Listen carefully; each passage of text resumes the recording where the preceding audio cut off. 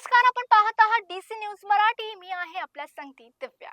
महाराष्ट्राच्या राजकारणात विधान परिषदेच्या निवडणुकीवरून नवा विवाद पेटला आहे. भाजपाचे ज्येष्ठ नेते सुधीर मुनगंटीवार यांनी विधान परिषद निवडणुका रद्द करण्याची मागणी करत केंद्र सरकारला पत्र लिहिणार अशी जाहीर केली होती.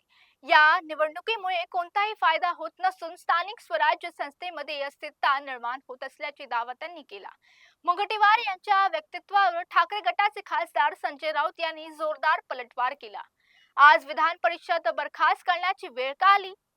घोड बाजाराची सुरुवात तुम्हीच केली ना, असा सवाल राऊतांनी भाजपाला केला. माध्यमांशी बोलताना त्यांनी निवडणुकीमध्ये आमदारांची खरेदी विक्री झाल्याचा गंभीर आरोपही संजय राऊत यांनी केला. राऊत पुढे म्हणाले, या निवडणुकीत कोट्यावधी रुपये खर्च करण्यात आले. आमच्याकडे एवढा पैसा नाही.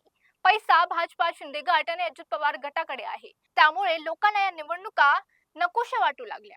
त्यांनी विधान परिषद निवडणुका राज्यसभेप्रमाणे खुल्या पद्धतीने घेण्याची मागणी देखील केली. मतदानानंतर प्रत्येक आमदाराने आपले मत पक्षाच्या प्रातुदेला दाखवणे बंधनकारक झाले, अशी मागणी राऊतांनी केली. तसेच विधानसभा, लोकसभा आणि स्थानिक स्वराज्य संस्थेचे निवडणुका पुन्हा घेण्यात याव्यात असंच त्यांनी सांगितलं.